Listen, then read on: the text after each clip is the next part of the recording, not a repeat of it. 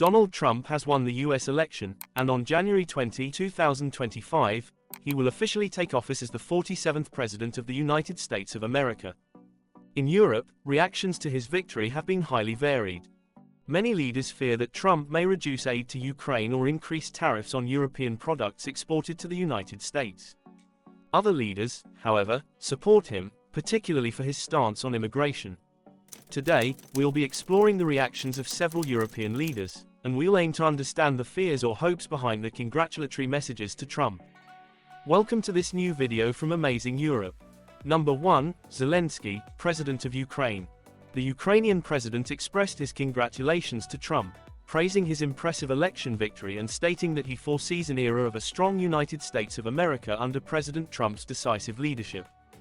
"I recall our great meeting with President Trump back in September," Zelensky wrote on social media, "when we discussed in detail the Ukraine-US strategic partnership, the victory plan, and ways to put an end to Russian aggression against Ukraine."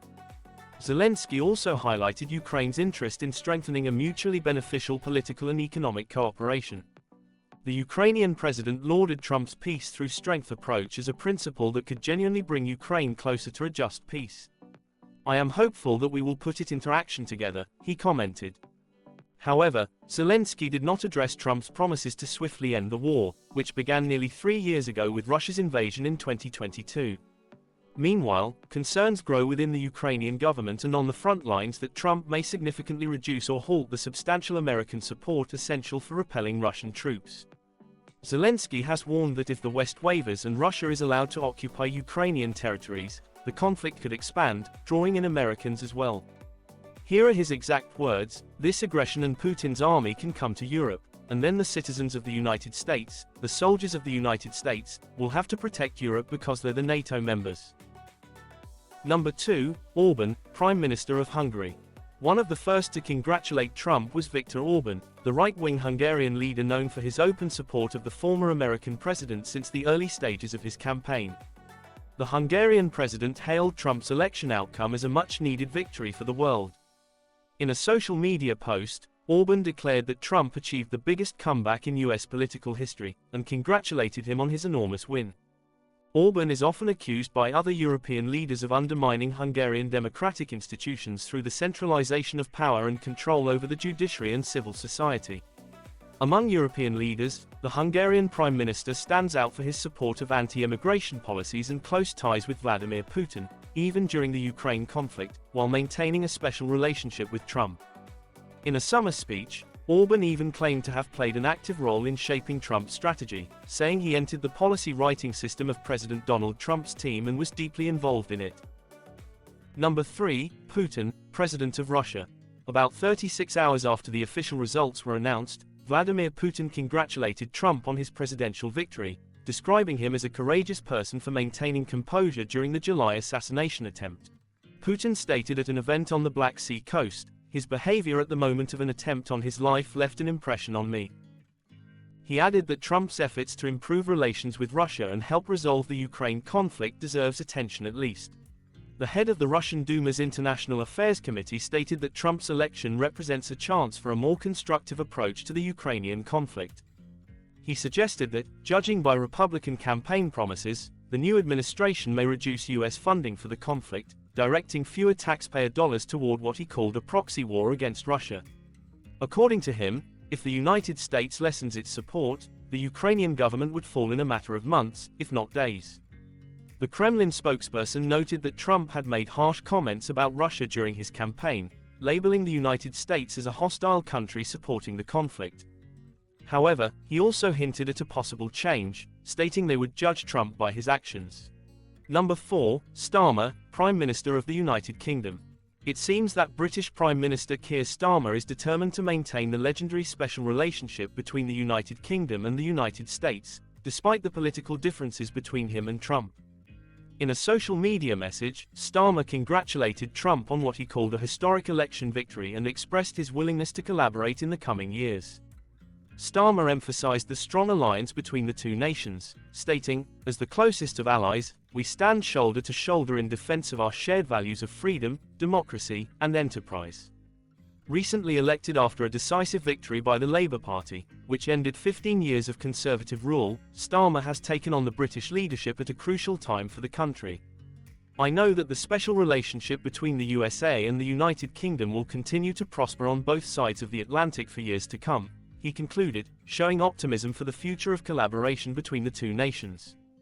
Number 5, Macron, President of France. Right after Trump's victory, Macron posted a brief congratulatory message on social media addressed to Donald Trump. After congratulating him, the French leader wrote that his administration is ready to work together again, as it did during Trump's first term in office, with your convictions and mine, with respect and ambition, for more peace and prosperity. Shortly after, however, Macron issued a follow-up message raising questions about some delicate aspects of Trump's foreign policy. In this second post, he implied that he is concerned about Trump's commitment to NATO and the conflict in Ukraine. He also fears that Trump may want to increase tariffs on foreign imports. Indeed, Macron is at the forefront of supporting Ukraine in its conflict with Russia, even hinting at the possibility of sending troops to support Zelensky. Macron later revealed that he had spoken with German Chancellor Olaf Scholz. Both leaders agree on the need to strengthen a more united and sovereign Europe in this new global landscape. We work towards a more united, stronger, more sovereign Europe in this new context. By cooperating with the United States of America and defending our interests and our values, Macron concluded. Number 6, Rutte, NATO Secretary General. NATO Secretary General and former Dutch Prime Minister Mark Rutte enthusiastically announced that he had sent his congratulations to Donald Trump on his recent presidential victory in the United States. In a social media post, Rutte highlighted how Trump's leadership will once again be crucial to ensuring the alliance's strength, expressing his eagerness to work together to reinforce the peace through strength strategy within NATO. Over the years, Trump has not held back criticism of some NATO member countries, particularly European ones, for not meeting the minimum defense spending target of 2% of GDP. His frankness on this issue has raised concerns among allies, especially during his first term and in the years since. In the lead-up to the 2024 campaign, Trump declared bluntly that he would continue to pressure allies to increase their investments in joint defense. In fact, Trump stated that other NATO countries need to contribute more to their own defense, without relying too heavily on American funds. What do you think? Number 7, Ursula von der Leyen, President of the European Commission. Ursula von der Leyen, President of the European Commission, extended her best wishes to Donald Trump, expressing on social media her hopes for close cooperation between the United States and the European Union. In her message, she emphasized the importance of a strong transatlantic agenda focused on delivering tangible results for citizens on both sides of the Atlantic. Von der Leyen said, "I warmly congratulate Donald J. Trump. The EU and the US are more than just allies. We are bound by a true partnership between our people, uniting 800 million citizens. So let's work together on a strong transatlantic agenda that keeps delivering for them." Additionally, in a phone call with Trump, von der Leyen discussed the opportunity to strengthen energy cooperation.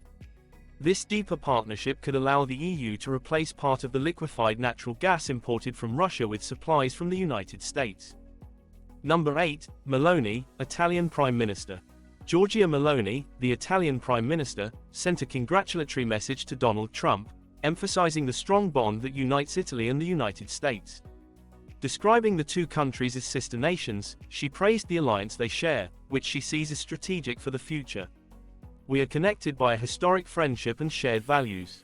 I am sure that this understanding will continue to grow stronger," wrote the Italian right-wing leader on social media.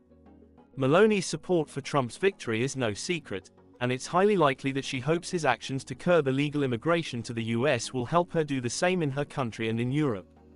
Meloni has developed a direct relationship with Elon Musk, a prominent Trump supporter. She even invited him to an event organized for the youth of her party. The mogul personally awarded Meloni the 2024 Global Citizen Award. During the award presentation, Musk acknowledged Meloni as someone who is even more beautiful inside than outside. Musk stated that Meloni had done an incredible job as Prime Minister, achieving record growth and employment. "She is someone who is authentic, honest, truthful," added the billionaire. It is clear that the Italian and American governments will have several points in common, although differences may emerge regarding the war in Ukraine. Indeed, the Italian Prime Minister has been one of the staunchest supporters of sending weapons to aid Zelensky. Number 9. Erdogan, President of Turkey. We also include the Turkish president, as Turkey is considered a transcontinental country. Erdogan sent his congratulations to Donald Trump, calling him a friend in a social media post.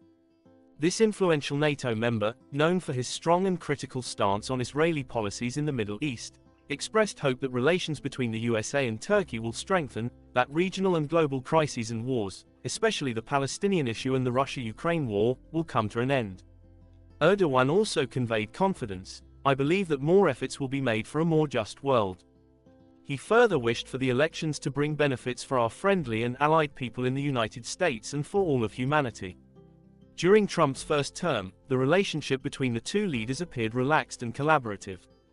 Before revealing the reaction of the last European leader on this list, if you found this video informative, please give it a like, subscribe to the channel, and click the bell to make sure you don't miss our new videos. Thank you very much. Number 10. Draghi, former Italian Prime Minister and former President of the European Central Bank. Following Donald Trump's victory, Mario Draghi sent a clear message to Europe: it is time to make decisions without further delay. Speaking in Budapest at the informal European Council, the former head of the ECB stressed that the new American presidency will inevitably bring significant changes to US-Europe relations. Draghi is convinced that Trump will protect American industries, including strategic sectors like high-tech and traditional manufacturing, which are essential for European exports. Therefore, Europe must prepare for a possible increase in tariffs. Draghi urged European leaders to stop postponing crucial decisions, asserting that years of waiting for consensus have led only to economic stagnation. "We can no longer postpone decisive choices," he stated, emphasizing that the time for delays must come to an end. Additionally, Draghi noted that Europe must also respond to NATO's call to allocate 2% of GDP to defense, an achievable goal in his view. Indeed, following Trump's statements about the US role in NATO, there is a strong concern that European countries will need to increase their defense spending. What do you think about Trump's victory and the reactions of European leaders? What have been the reactions of the politicians in your country? We look forward to reading your comments, which we kindly ask you to keep respectful. If you found this video interesting, you might enjoy watching our video on the 10 European countries where politicians have the highest salaries. You can find it in the top right corner. That's all for this video.